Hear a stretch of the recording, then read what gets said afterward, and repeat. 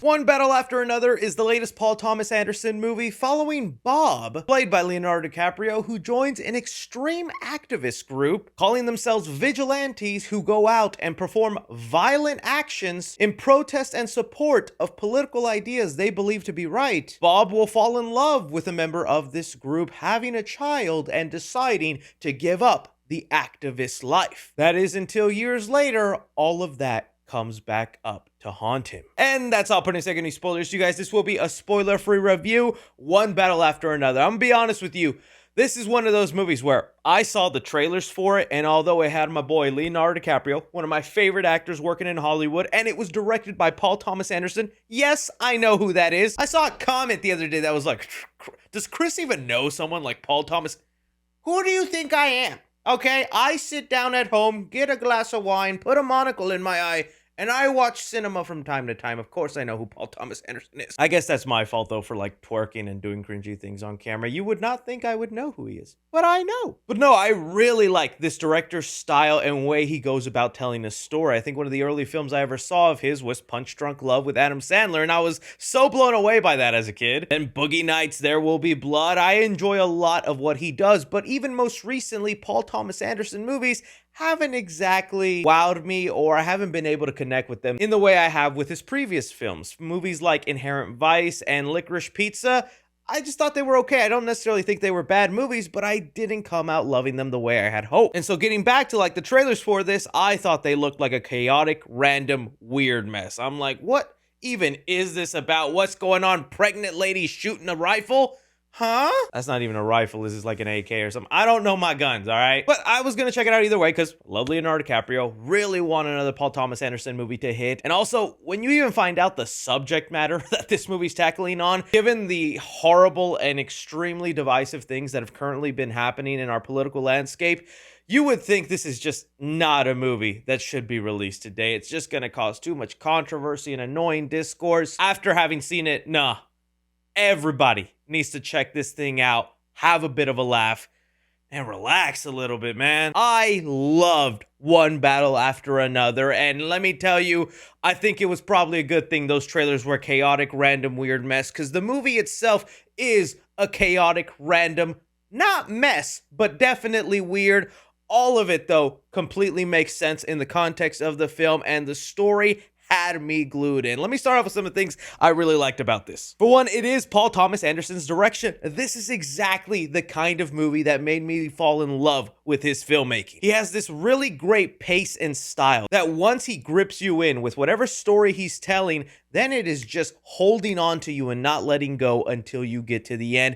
And that's exactly what happened. This movie is close to 3 hours. It's more like 2 hours and 40 minutes without the credits. And movies like that in this day and age where we're just scrolling and taking in everything so little, it held my attention the entire time. It's honestly, the runtime breezed by. A lot of that is to the great pacing and just unraveling of the layers to this story. In some ways, the story felt like a throwback to just like a simple, like you have your good guy, you have your bad guy. They're gonna clash it out. And here's how it goes. For our good guy, we have Leonardo DiCaprio, who I want to say was amazing in this. He's this ex-member of an extremely violent group that I want to talk about in a sec. And his expertise to the team is bomb making. He's a bomb maker, so whenever they got things to do, he's the one making the bombs and planting the explosions. But you quickly find out Leo's character, although he's well equipped in bomb making, he's not really well equipped for the activist life. He's doing his best and he might mean well, but he is just outranked with everything he's going through, and that carries all throughout the movie. He grows up to be this paranoid dude, always looking over his shoulder, and it just led to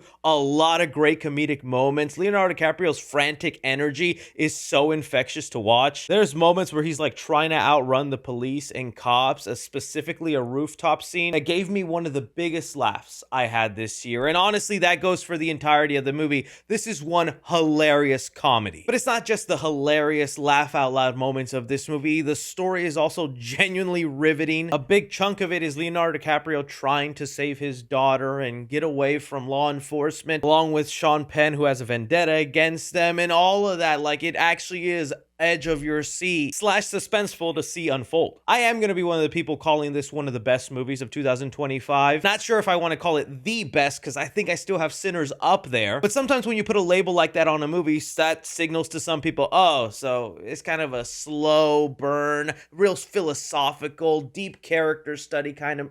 This is a straight up comedy, and it is also one of the funniest movies of this year. There are lines that are said so deadpan, so serious, I just bursted out into laughter. It's not like it's trying to be super funny all throughout the movie. It's sprinkled throughout, but those moments really do hit. When talking about the bad guy of the movie, Sean Penn, what a great antagonist to follow. Another straight up weirdo. He's the thing that's chasing Leonardo DiCaprio and his child all these years, trying to bring them to justice and also for his own specific reasons. And those reasons is stuff I just was not really expecting this movie to tackle, because getting back to like kind of the sensitive subjects this movie has, look, we've literally in the last couple weeks have had multiple violent, horrific things happen in the news. And again, whatever side you land on, this isn't a movie that's favoring one side or another. I want to make that clear, but it's also not trying to be in the middle where it's having its cake and eating it too. No, it pokes fun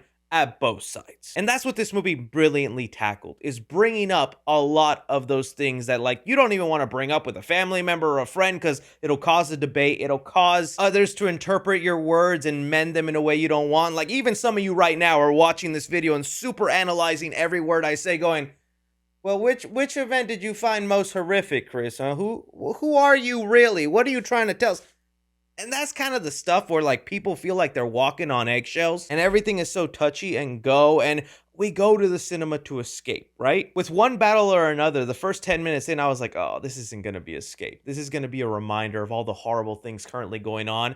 And while it does have those reminders, man, it was just able to let me kind of laugh at these horrific things currently going on in a tasteful and thought-provoking way. It never came off preachy. It never came off lecturing. It was honestly just trying to tell the story of a father trying to save his daughter, with then mixing in all the context of things that unfortunately mirror our world. But you know, some people aren't seen that way. I've already even seen some of my movie mutuals who really think because the main characters are the violent protesters, it's for the violence, and that when I don't see it that way at all. It makes it very clear almost nobody in this movie is the good guy. There's clearly gray areas in everything they do, and it's not trying to lean you into say this is right, this is wrong, but more just kind of throwing you into the mess of the story. It still although comes back to Paul Thomas Anderson's direction, and this actually being something that again reminded me of his early work, of the stuff where he really shines. There's a sequence where a character is being chased down a desert road, and for a lot of the movie it's the score in the background kind of building this tension, building this thrilling feeling. And in this desert road sequence, it is like the peak of that. So well telegraphed, so well directed. This movie's definitely going to be up for a lot of awards come Oscar time, whether it's for best performance from Leonardo DiCaprio, best supporting performance from Sean Penn, directing from Paul Thomas Anderson. The only really thing I'm really cautious to see then is how some people take the story and the subjects it's tackling, because again, it's such a sensitive time, and it's going to be one of the only reasons I don't super highly recommend it to everybody, but I still highly recommend it to those, because I think there's a really good time to be had with this. I mentioned I think I'm still going to put Sinners as my number one, but this is like a close second, and maybe after another rewatch it could outtake Sinners. So yeah, I absolutely ended up loving this one. I'm going to be very curious though about the people who just like are soured on this, kind of missed some of the fun it was poking at to both sides and thinking it was leaning one way over the other, sometimes kind of being the center point and being like, oh, I can make fun of both, sometimes feels like a cop-out, but I really didn't feel it with this one. So when it comes to one battle after another, I'm gonna give action 3.5 stars. Of course, the later half of the movie is where you really get some of those thrilling chase sequences, and like I mentioned, that one desert road scene was really cool, but a lot of it is following the story, the characters, over this several year period, trying to escape the consequences of their actions from what they do. Comedy in the movie, I'm gonna give it 4 stars. I was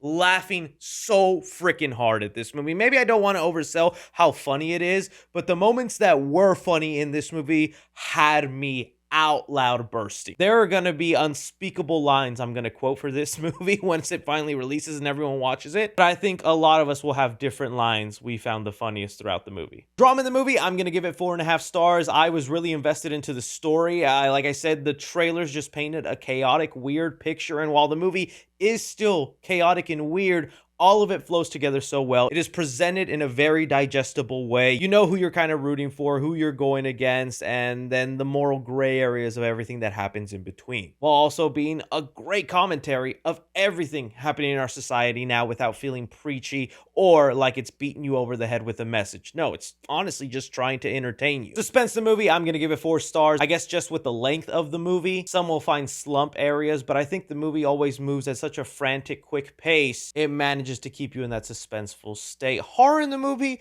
I think I am going to give it 1 star, more for the fact that, I'm laughing, I'm enjoying this, I'm being entertained by this, and to some extent, all the things I'm watching on this film are exaggerations of our real life. It still feels a little too close to our world, and it is kind of sad. I'm laughing at it going, how ridiculous, and then you open the news and it's not that ridiculous. When it comes to the 3 C's, I think this is going to be best appreciated by critics, but I honestly feel cinephiles or casuals could go into this and not feel like they're watching something that critics are praising the heck out of and be bored out of their minds or just not enjoying. They don't get too much into like the filmmaking appreciation process. I think this is a very digestible movie for all viewers, but critics will appreciate it the most. So when it comes to one battle after another, I think I can't give it the 3C guarantee as much as I want to, because it's still such heavy subject matter that even with its entertainment quality, it's still going to bother some of those who take it at surface level. But this is such a great, well done Paul Thomas Anderson movie with awesome performances. I recommend you add this to your collection at home. That's a keeper.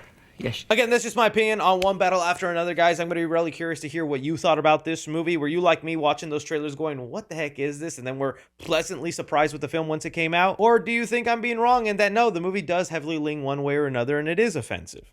Also, yell at me about that. Don't forget to like, subscribe, follow me on Twitter at 3C Films or on TikTok at 3C Films. But as always, I'm Chris. Take care.